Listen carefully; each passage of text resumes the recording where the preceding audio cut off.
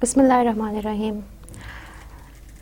Today we will have a look at the aspects of stylistics which we have covered in the last few lectures in order to revise whatever we have done up till now. As we in our study of stylistics have approached it from its historical background, studying what stylistics is, what is its scope, what does it encompass within it, and what are the aspects of literature and language that it is applied to, and then which particular aspects in the forms of features does stylistics propose for the analysis. In the recent developments, we have seen that stylistics embodies the concept of a more rigorous and scientific analysis of literary writings from the perspective of linguist as well as from the perspective of a literary critic. In order to understand the messages, the form is also to be understood carefully. So, in today's lecture, as it is the second last lecture of our study of stylistics, we will revise from where we started, and in our revision we will look at all those aspects from the study of the very meaning and nature of the subject of stylistics to the two branches of stylistics, that is the literary stylistics and linguistic stylistics, and then the impact of formalism on stylistics. The subject of stylistics, as it makes use of the observation of literary critic and the observation of a linguist, helps us in performing detailed analysis of literary works. So, our study of the subject of stylistics had been focused on achieving these objectives. Our first objective was to understand the importance and function of style and language in literary works. So, we have met this objective through our understanding and analysis of various literary writings. With the help of examples from poems as well as prose, we have looked at the important aspects of language and style which function within the language to make it a message. And then we also analyzed literary texts on the basis of style, and the style part contains numerous aspects, either linguistic or literary, ranging from symbols, metaphors, allusions to the grammatical, syntactical, morphological and semantic aspects of any word and text.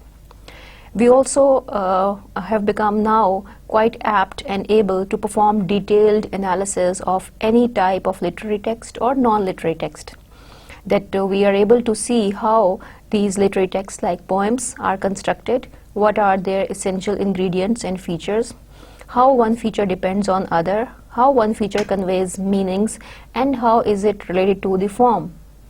We are able to understand its construction and the features which distinguish one literary genre from the other. So, on the basis of literary expression, we can even distinguish a literary writing from a non-literary writing. We are also able to apply our understanding of analysis of literary writings on the analysis of non-literary writings too. For example, now you're quite apt and able to perform the literary analysis or the stylistic analysis of non-literary discourses as well. For example, the film discourse, the advertisement discourse, or the understanding of the discourse in songs and speeches too can be performed. This is how the scope of stylistic defines itself to be more broader. So, though our examples were confined only to poetry and literary writings and prose and novels or even plays, it does not mean that this ability of analyzing a text would only be confined or would only be useful for analyzing literary writings. If you have to apply these observations on non-literary text, we will be able to gain meanings, and this knowledge of stylistics would be helpful for you in understanding non-literary texts and commenting upon the non-literary texts. So, you can apply this knowledge to news discourse, advertisements, political discourse, religion discourse, and even songs and poems and such other discussions and conversations which appear to be non-literary variations or examples of the use of language. Now, just for the sake of recap, we must be able to define what stylistics is. So we define stylistics as the study of style.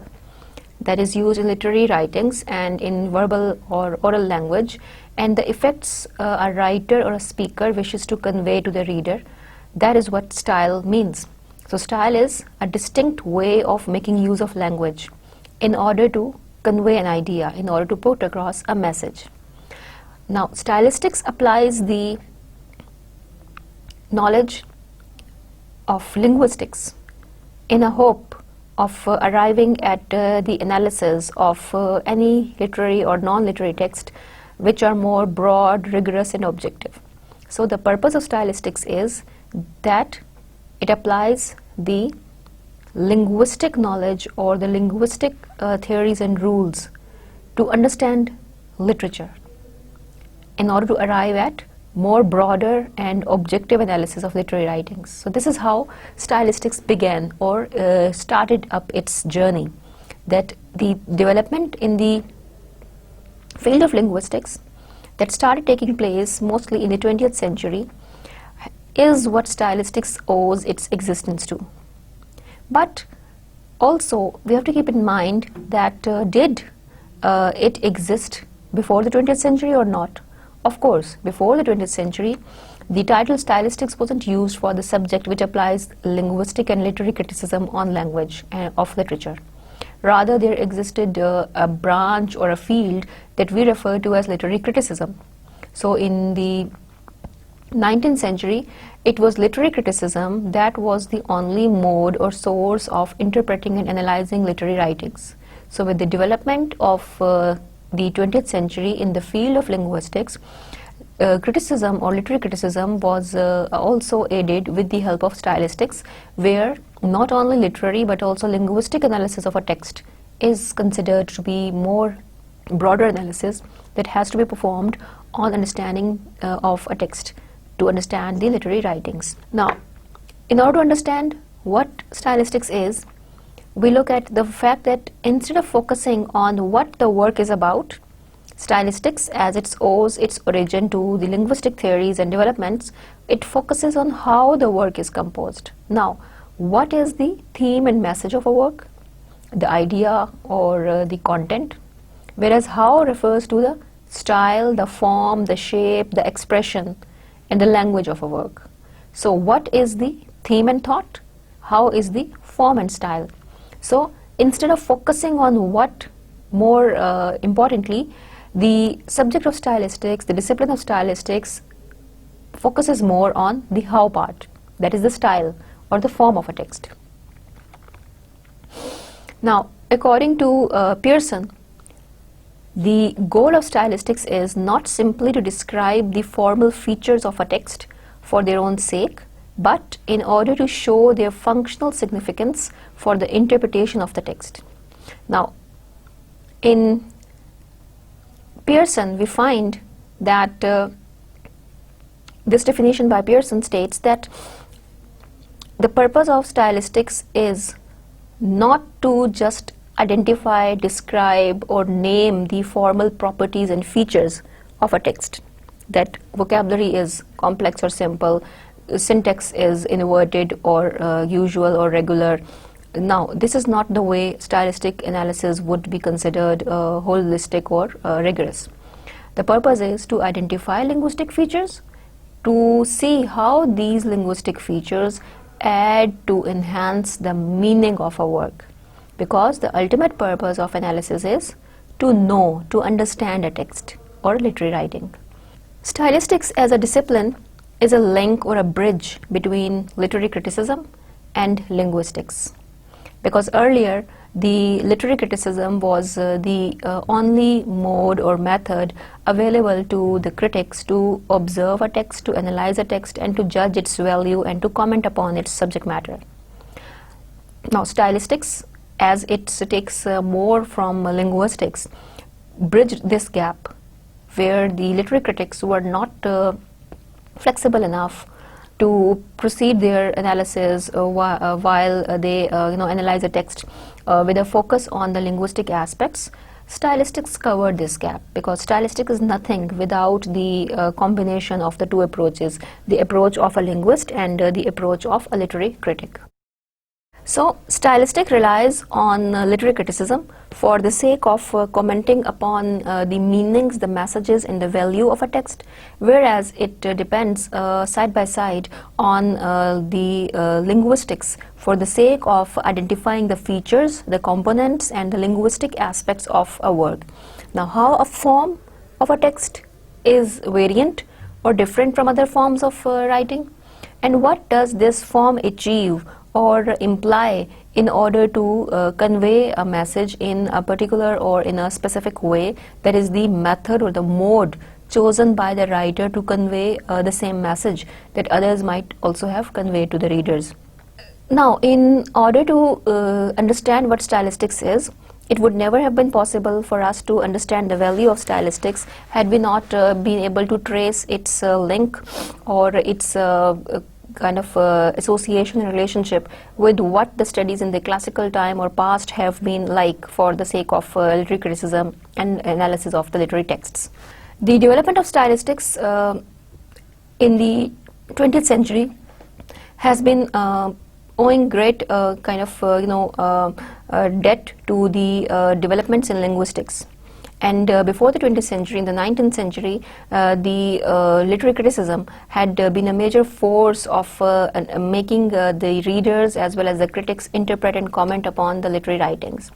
But stylistics has its roots also in the classical age, when in the Greek and Roman times, the classical literature had been part of a particular discipline where poetics led to the development of poetry and understanding of the theories for poetry, which is the art of aesthetically communicating an idea to the reader. So poetics led to the development of literary criticism, and the discipline of rhetoric in the ancient times in Greece and Rome, in the times of Aristotle, led to the development of stylistics, which also aids the existence as well as development in dialectics. So rhetoric was the art of creating speech, and dialectics was the art of creating dialogues and plays.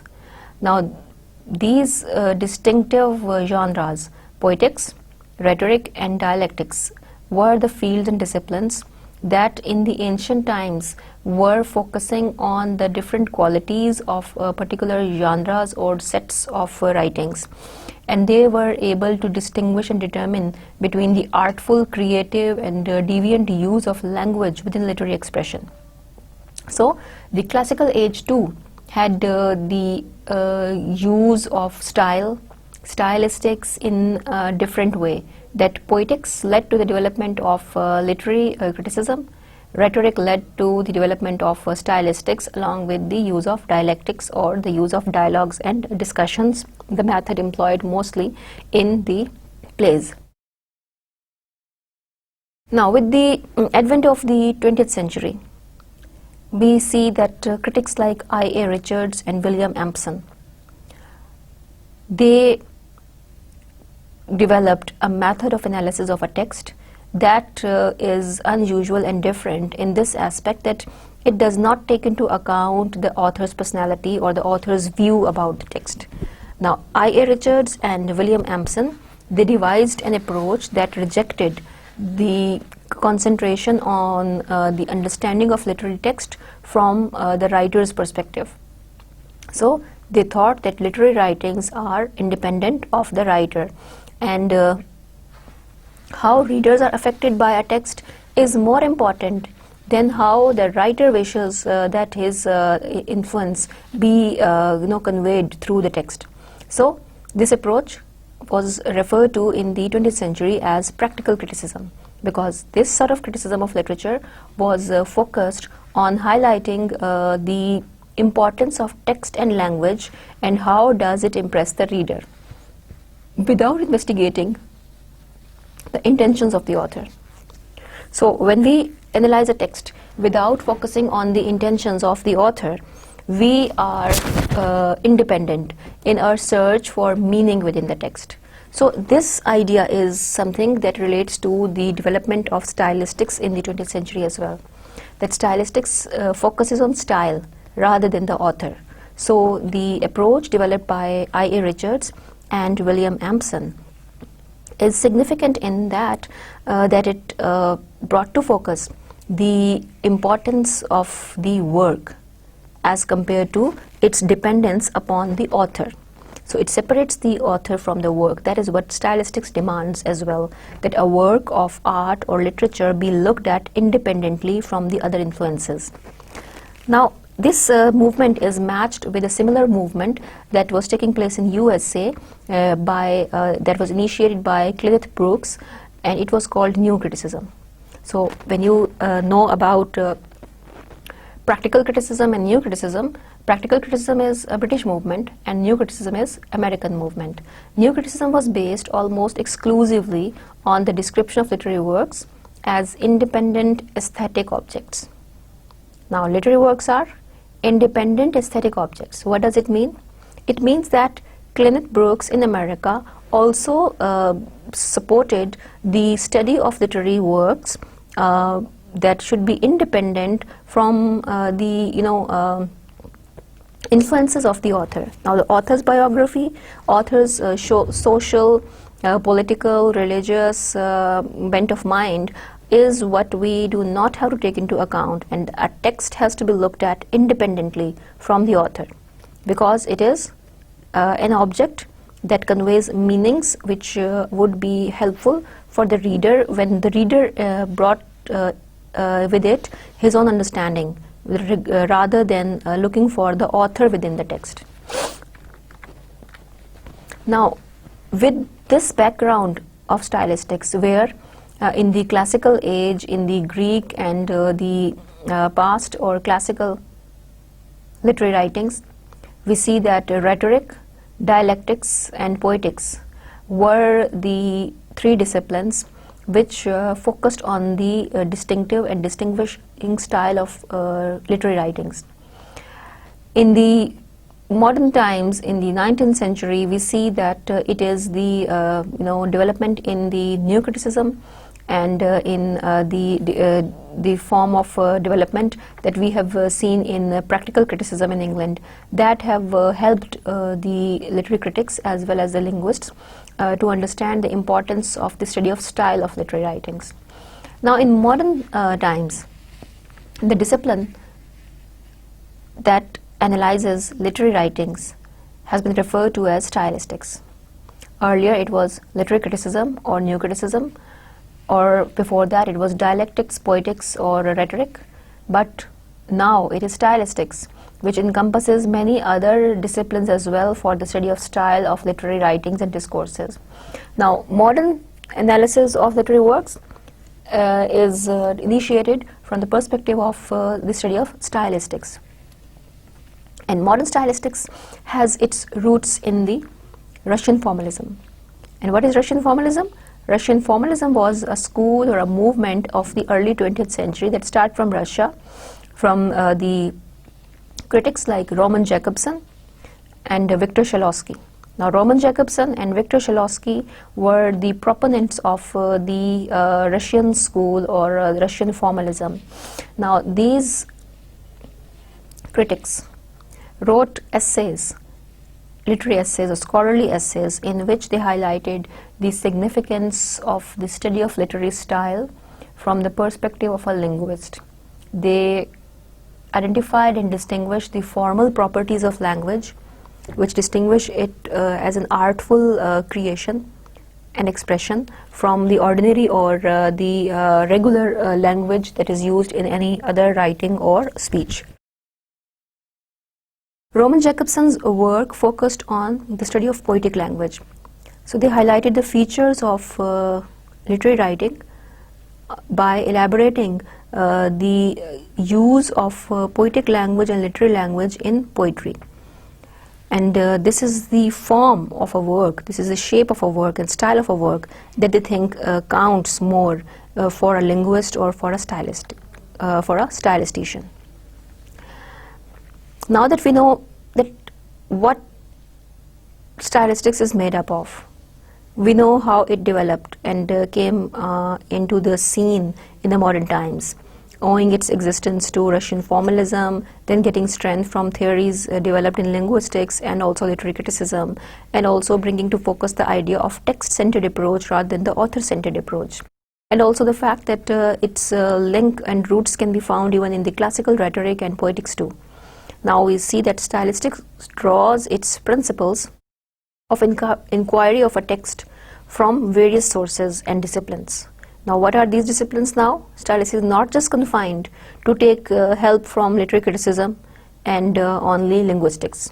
Now in the modern times, in the 21st century, stylistics has emerged as a more broader discipline that takes into account the sources and disciplines such as linguistics and literary criticism, structuralism, semiotics, sociolinguistics, discourse analysis, and gender studies. Now, linguistics and literary criticism is what you are familiar with, but structuralism is the study of the form and the structure, the referents, and the inherent meanings of the words. Semiotics deals with the study of signs. Any language, any word is a sign. Even a mark is a sign. So that is a study of signs as well. So stylistics also encompasses the analysis of words as signs. So it takes into account semiotics too. Sociolinguistics is how language changes, comes across development, or it improves, it gets strengthened or changed when it is spoken in a particular region, place, when it comes into life, when it is used in a setting or a situation. What are the cultural or regional aspects that affect language? How language changes or varies from group to group, from region to region, and from even context to context. Then discourse analysis is something that even changes into critical discourse analysis in the modern times, that we see any writing or any speech as discourse which has got connections, which is on a particular subject. And the analysis of discourse would not be complete if we do not take into account the speaker and the audience, the situation, and the setting. So analysis of discourse is dependent, or the language of the discourse is to be analyzed when we look at the context, the situation, the place, the setting, the time, the speaker, the audience as well. And then how does it have implication upon the aspects of gender and politics too? How a language might reveal a bias against men or against women, how a language might have got political messages, or it would have hegemony, or it would create bias, or it would create propaganda as well. So these all aspects are what stylistics covers. It is not just confined to linguistics and literary criticism, but look how in the modern times stylistic study has come to take into account other fields of language and discourse, that are structuralism, semiotics, sociolinguistics, discourse analysis, and critical discourse analysis, as well as gender studies and political writings and political connotations embedded in the language. So this is the general and broader scope of stylistics, that is not just confined to linguistics and literary criticism, but in a broader context of the use of language, we see the language has got messages and functions to convey and perform. So what political and social messages a language conveys, what gender bias and political message does it have embedded in it, is also the concern of stylistics. Though initially stylistics develops and begins its study from the perspective of language and the linguistic aspects, but the study of the linguistic aspects and the identification of the linguistic aspects is done for the sake of arriving at meanings, and meanings can be found in various domains. A text might have a political message, a social message, a religious message, a moral message, or it may have connotations of certain biases that might be against a race or a class or a gender too. So all these aspects of language are what stylistic analysis covers. Now we found out in our study of stylistics that it is formalism or Russian formalism that had a greater impact on changing the view of the analysis of literary styles. And it gave a direction to stylistics too. Now, when we say that formalism had an impact on stylistics, we refer to this approach in stylistics as formal stylistics. Now, formal stylistics is the branch of stylistics or a mode employed in stylistic analysis that takes into account the theory of formalism, that is, focus on the devices, literariness, and form of a text. Now, when we say how a writer writes, that is what is the concern of a linguist and a formal stylistician. How a writer writes is what devices the author uses to express an idea and thought and to convey the subject matter of his writing or work to the reader. Now here, when we say how a writer writes, we look at the form and style of a work. And secondarily, the focus would be on what a writer writes. The primary focus is for formal stylistics on how a writer writes. The primary focus of formalist stylistics is to find out how a writer writes. Then this how would lead us to the secondary aspect or focus, that would be what a writer writes, which relates to the content of a work, the message of a work, the information contained within the work. That is the content, the subject matter. So these are the two aspects that stylistics takes into account.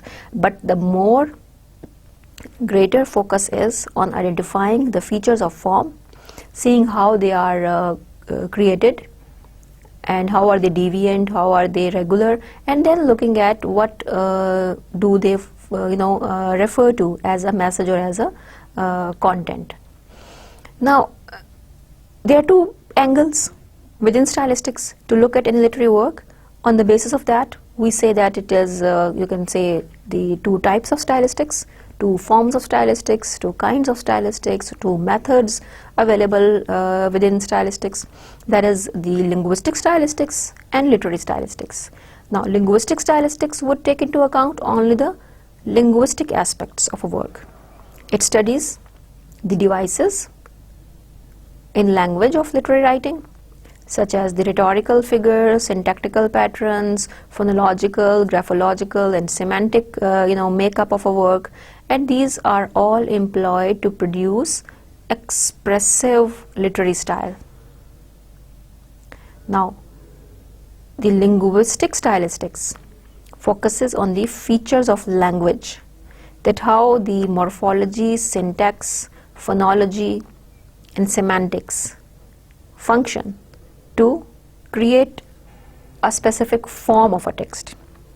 Whereas in literary stylistics, we approach a text from the perspective of a literary critic, where we are solely interested to find out the messages or interpret the messages, to decipher the messages, what the writer means to say in a text. Whereas in linguistic stylistics, we want to know how the writer created the text or formed the text.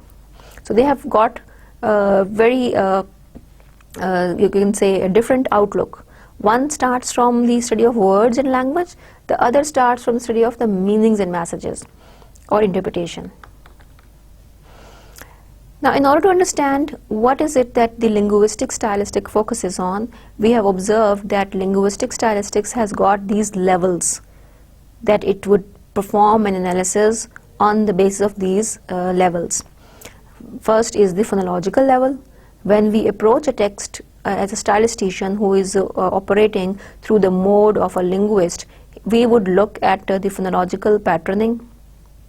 We would also look at the graphology, or the way a text is composed or appears in the writing. Then we would also look at the grammatical aspects, how deviant they are, how much do they conform to the original pattern or standard pattern of language. We also will look at the word formations, lexis, deviations in lexis, or changes and innovations done by the writers in lexis. Then we also are concerned with the syntactic patterning or the syntactical order. For example, there might be faulty syntax, inverted syntax, jumbled up words, or a placement of words might not be as would be required in a grammatically correct or sound standard pattern. We find certain curious use of language at the level of its meaning. As a semantic level would make us highlight how the metaphors and symbols are used in a deviant way. Then the morphological level makes us understand how a word is formed, and how various word forms are contained within a word, or which word root are they taken. The discourse level lets us know that what is the interdependence of a word or an expression with its context and situation, or with the audience or speaker. How a mode or a tone changes when the speaker addresses another audience. How the one particular audience determines the use of a set of features which would not have been appropriate for another audience. So these are the levels of language or linguistic stylistics features. That is how a linguistic stylistician would approach the understanding and analysis of text. On the other hand, literary stylistics takes into account some features which enhance the meaning, which convey the messages, or which lead us to complicate the understanding and interpretation of a text. Now, the literary stylistics basically has its focus on the literary devices used by the writers. Now, literary texts are seen as self-sufficient pieces of art, as they contain not only the meanings which the words convey apparently, but there are between the lines meanings too. There are connotational, there are symbolic or referential meanings too. So the words with their connotations are to be studied in the study of literary text from a stylistician's orientation that would be taken into account the literary analysis of a work. Another important aspect that a literary stylistician would focus on is the composition, the form, the rhyme, the rhythm of a poem. And apart from that, it is the figurative language also, which becomes the focus, and which is the most important feature of any writing. The figurative language is what makes the meaning get more complicated and ambiguous. So the literary stylistician, he is more concerned about what meanings are conveyed through the figurative use of language, through the use of imagery, symbols, metaphors, and how do they enhance and complicate meanings in texts. Apart from that, we look at the enjambment, or the way a thought is broken into sentences, how a thought that is connected with the previous sentences. What is the significance of breaking a statement or a sentence into parts? What effect does it have on the reader when a writer breaks a sentence in order to bring about a pause or a break in the reading and the thought processes of a reader? Then the use of fallacies, either pathetic fallacy or the use of personification.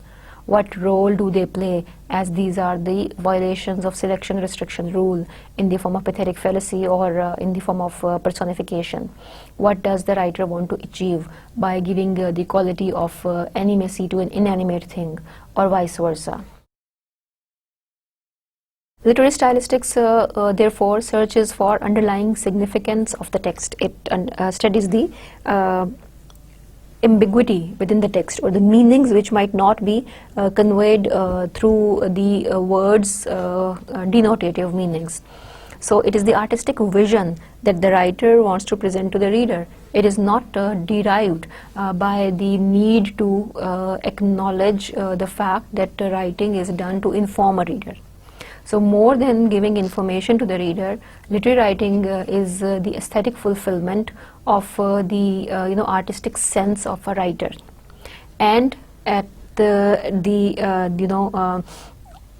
part of the reader, it fulfills the reader's aesthetic sense, that is the sense of appreciating beauty when he reads something that he can relate to or he can appreciate. So that is why literary works are in fact messages.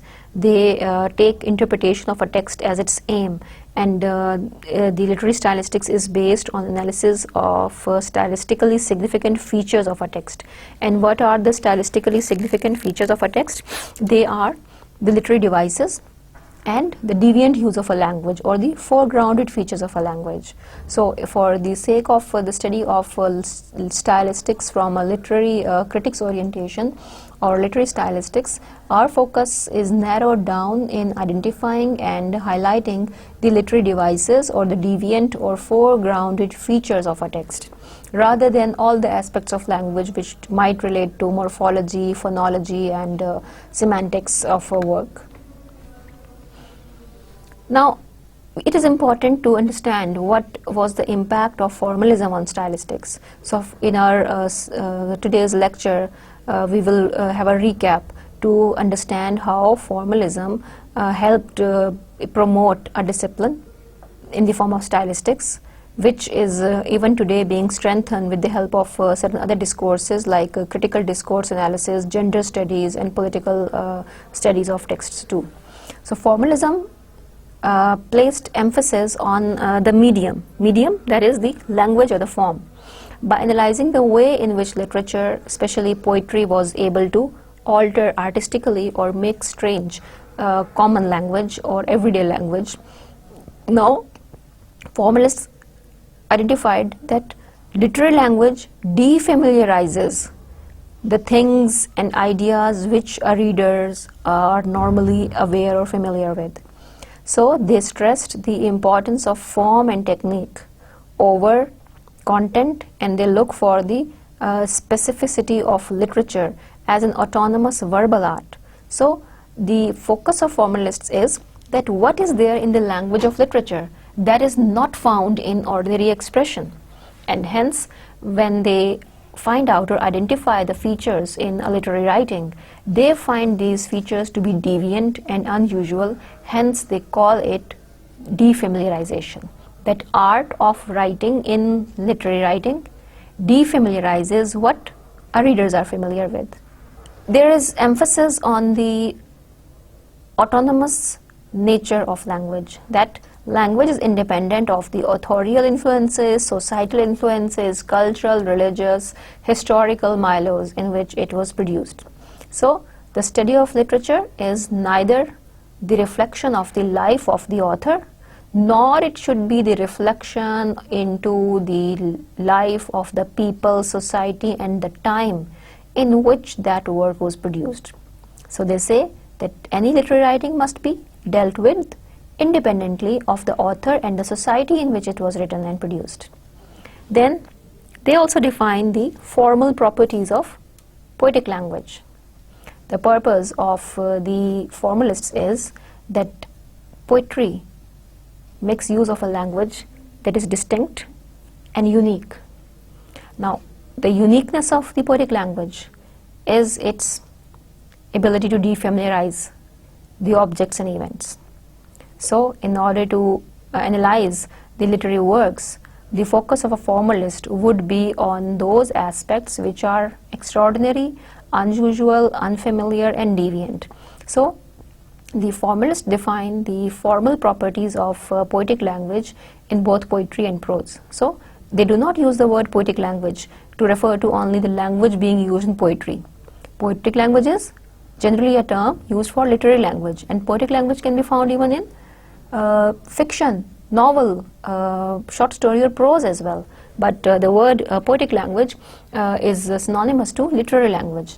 And since poetry carries more ambiguity and defamiliarizing aspects, that is why the title poetic language is used to refer to literary language.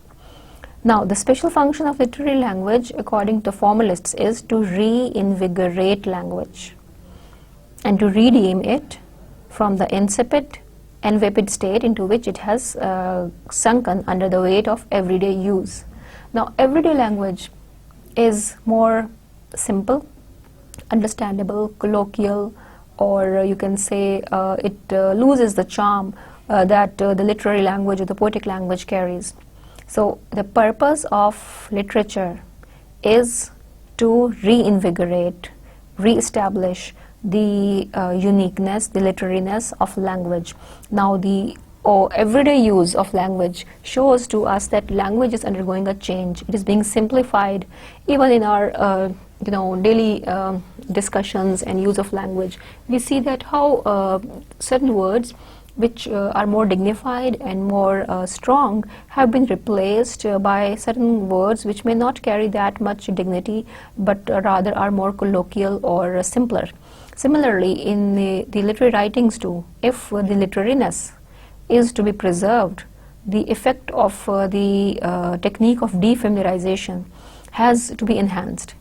Now, if poetic language makes use of allusions, metaphors, personifications, symbols, and irony and satire, and even the use of devices which might be like euphemism or paradoxes, this is the way to reinvigorate language.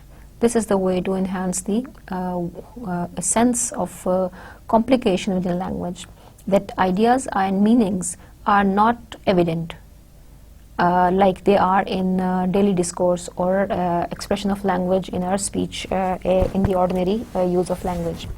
But when language is used in literature, it becomes the responsibility of the writer to use language in such a way that creates a scene and atmosphere as if the reader is witnessing it for the first time. But still that expression is so powerful that must captivate the reader's attention, and the reader must feel as if he is seeing or experiencing it for the first time. That is how he defamiliarizes objects. And this defamiliarization is what adds to the literariness of a work. Now let us look at some of the key features of formalism, because it is formalism that led to the development of stylistics, because the focus on form of a work, language of a work, and style of a work was earlier neglected.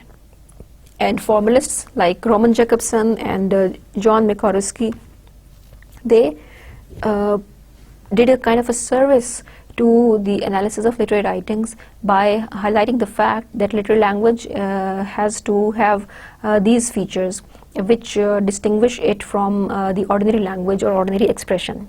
Now, what is literariness? As literariness is the key component or feature of the formalist analysis or the formalist understanding or view of a literary piece. Poetic language and everyday language have so much difference. The language of literature is distinguishable from the language of everyday use due to its literariness. We, in poetic language and the language of prose and novel, come across a way in which imagery and metaphors have been used to describe a feeling or to compare one thing with another. That is hardly done in the everyday use of language. So formalists position themselves in an Aristotelian tradition in which poetic language must appear strange and wonderful. So they think that poetry is distinguished from ordinary text or writing on the basis of its unusualness, on the basis of its strangeness. That is what they call defamiliarizing effect. And anything that is not deviant or that does not defamiliarize is not poetic according to the formalists. So this is what Shklovsky has commented, that language of poetry or literature must appear strange and wonderful.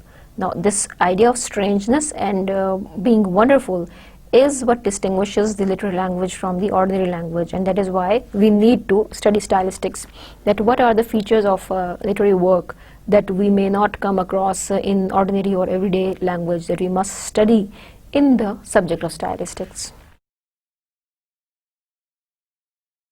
Another key component of the formalist approach, that is the very basis of the beginning and development of stylistics, is defamiliarization. Now, the term defamiliarization can be understood by you now quite simply as this is the equivalent of deviation. So when we studied the concept of deviation, we studied the fact that it is also referred to as defamiliarization. Defamiliarization, as the very word suggests, is making something seem strange, unfamiliar. Familiar is known. Defamiliarization would be something unknown.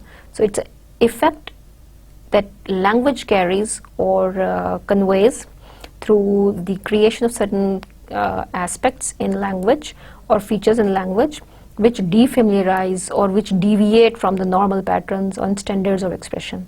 So the concept of defamiliarization is linked with deviation. It is not different from deviation. So deviation makes things strange. So does defamiliarization. So the formalists use the term defamiliarization for deviation. So according to the formalists, art, as literary writing is also an art, art defamiliarizes things. Art makes the usual, the regular and the known appear strange and unusual. So art defamiliarizes things and objects that have become habitual or automatic.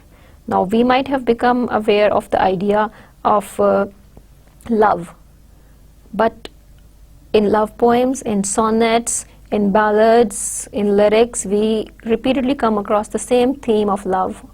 But how that theme of love is expressed or conveyed is always something unusual and different, as each writer chooses to express it with certain other symbols or metaphors. One calls love as red, red rose, like Robert Burns.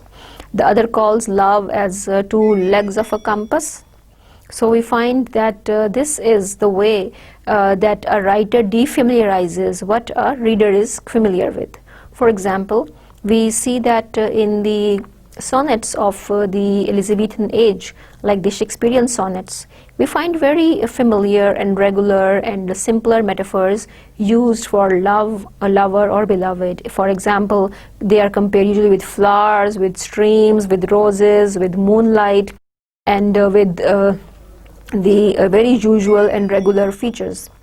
But as we move to the next age that brings to focus the metaphysical poets like John Donne and Andrew Marvell.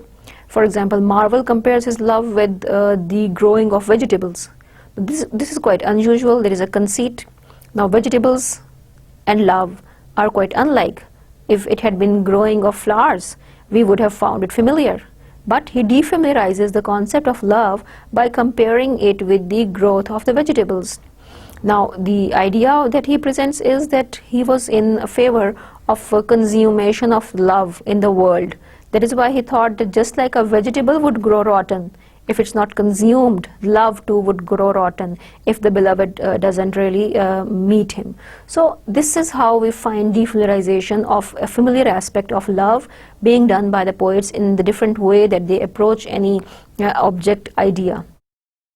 Then the description given by Victor Shklovsky about defamiliarization is that the technique of art is to make objects unfamiliar, to make forms difficult. Now Shklovsky in a single statement encompasses a very deep idea that the purpose of art, the purpose of literary writing, which art we are talking about? We are talking about literary writing. So our art is the literary art. The purpose of literary writing is to make ideas appear unfamiliar to the reader and to make the process of description strange and new, so that the reader has to make an effort to distill and understand what the point is. I'll quote again the conceit used by John Donne to explain this idea of defamiliarization, that a reader is familiar with the idea that love may be compared with the fragrance and the flower, the moon and the moonlight, or the sea and the waves. But hardly do we notice a poet or a writer making use of a very unromantic or a very banal or a strange object for conveying the idea of love, where he used the conceit of a compass, and the two legs of compass are referred to as the two lovers who are connected or who are joined together as souls. Now this is defamiliarization, because reader is familiar that love can only be referred to with softer images like rose and its fragrance, like moon and its moonlight, or moon or stars maybe, but never did we feel that anything like a metal or a geometrical object could have been an apt symbol to refer to the idea of love and the two lovers' unity and their bond. So this is how art in the form of literary writing achieves the effect of defamiliarization, and this effect would again be achieved through the use of certain devices. Either they are metaphors, either they are symbols, conceits, euphemism, paradoxes, antithetical ideas, or it can also be something that is regularity in form and pattern with the help of parallelism. Foregrounding is the most important aspect that the theory of the formalists has brought to focus, and the aspect of foregrounding has gained the theoretical significance within the study of stylistics, that no stylistic analysis can be considered to be complete without the location and identification of the foregrounded features. Either those foreground features are the features of regularity or irregularity.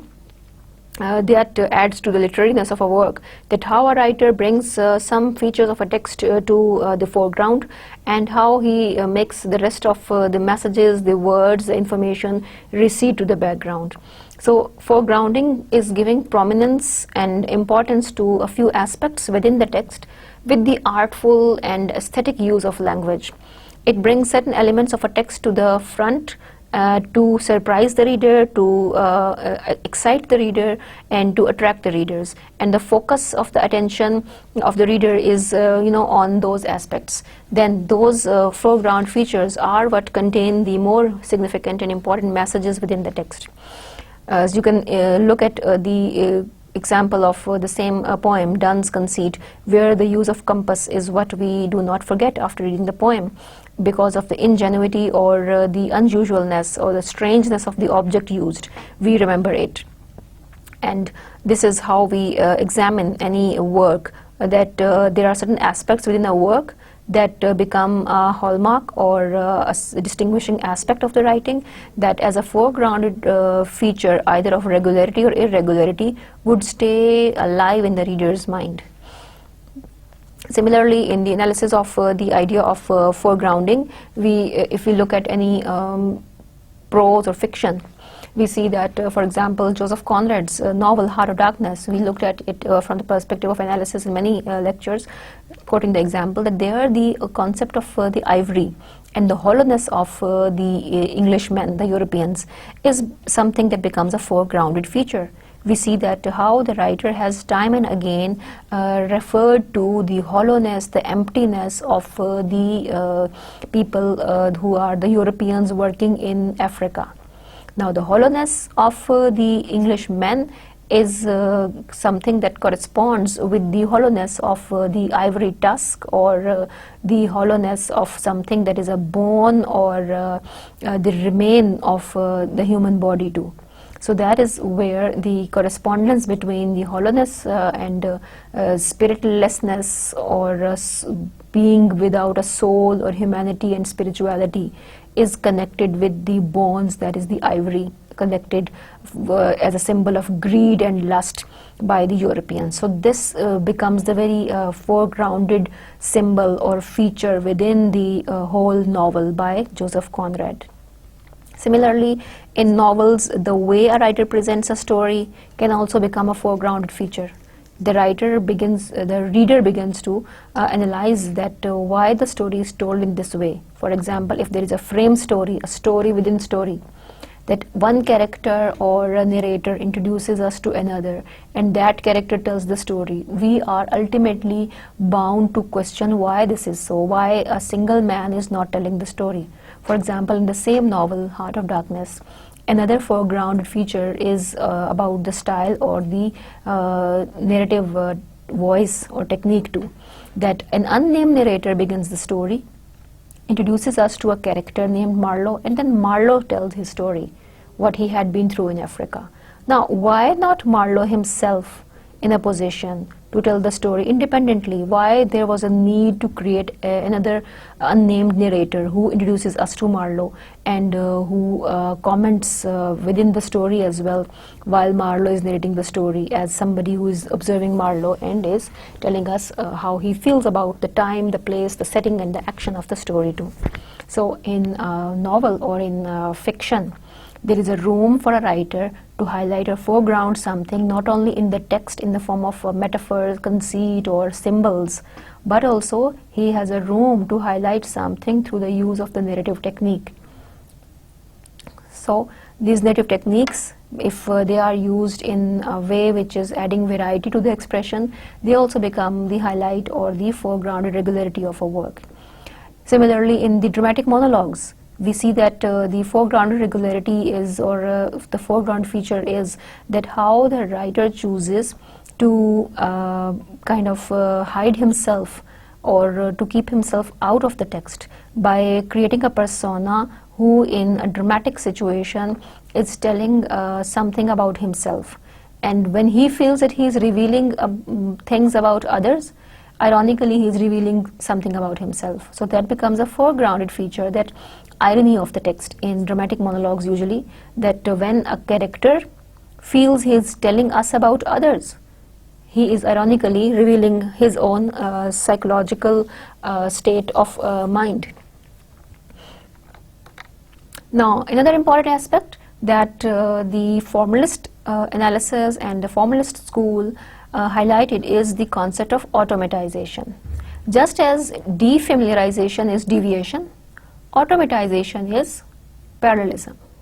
Now, we have studied in detail the concept of deviation, and deviation and defamiliarization are the same. Formalists use these terms instead of referring to the deviant aspects of a text as deviation. They use the word defamiliarization. Similarly, instead of using the word parallelism for repetitions and the regularity in a text, they use the term automatization. So formalists call parallelism automatization. So if you ever come across these two terms like automatization and defamiliarization, you must remember that automatization is parallelism and defamiliarization is deviation. So as automatization is parallelism, we know that it is the creation of regularity through the use of repetition on words and sounds. So automatization is an inevitable process by which an artistic object becomes common, banal, habitual, or it loses its significance as unusual, artistic or deviant object. So according to the formalists, automatization is another technique employed by the writers to familiarize the readers with things or to bring reader close to an idea through its repetition. So just the way deviation makes things appear strange and unusual, automatization does the opposite. It makes the strange appear regular, usual, familiar and known. So this is how the important aspects proposed by this formalist approach are what the modern stylistic is based upon. The concept of automatization is called parallelism, which makes use of certain features, either devices of regularity due to the repetition of sound, or the devices of regularity due to the repetition of words. Then foregrounding as the major theory, which is what becomes the backbone of stylistics. Without identifying the foregrounded features, we cannot understand a text. We cannot understand the meaning and the purpose of the writing of the author. Then defamiliarization as a major aspect, that is what literature is for, that it makes what we know or are habitual with appear as unknown, strange, in order to surprise us, in order to give us aesthetic pleasure and a feeling of elevation. When we read something, we appreciate the aesthetic cunning and artistry of an artist, and it is the satisfaction of our aesthetic sense as well when we are able to discern what the unfamiliar and strange thing has achieved to convey to us. Then the very main idea of the formalist approach or the formalist school, that is the focus on the literariness. That whenever you observe any writing from the formalist perspective or from the stylistician's perspective, you are supposed to take out features of a text that are found in literary writings and not in ordinary writing.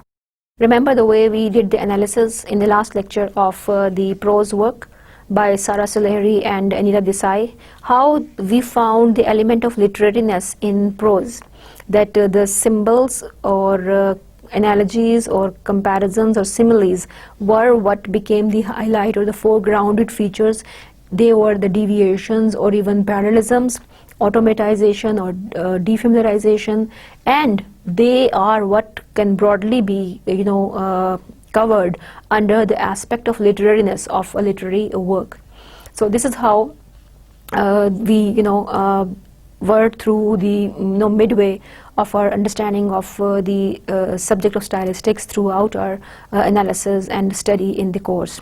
We started from the understanding of what stylistics is, what is its historical background, and what is the modern or 21st century stylistics dependent upon, what is the role and importance of formalism, and what are the key features which formalism introduced and which stylistics carries on for its analysis of literary writings. So this is what brings us almost to the middle of all the understanding that we gained of the subject of stylistics. So in the next lecture, that would be the last one, we will recap the rest of the aspects that we did after formalism till the understanding of schemes and tropes and the figurative devices. Thank you very much.